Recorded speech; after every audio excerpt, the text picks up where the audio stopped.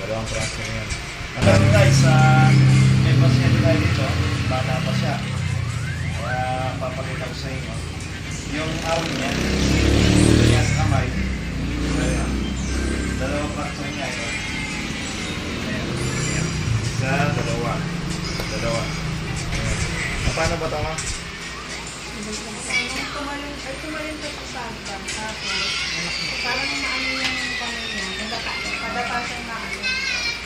Buksan natin. I mean that. Makalundula lang. Tagalog, nakababa ng paganyan na siya. Oh. Dapat ang buto niyang direksyon ganyan. Yan guys ha.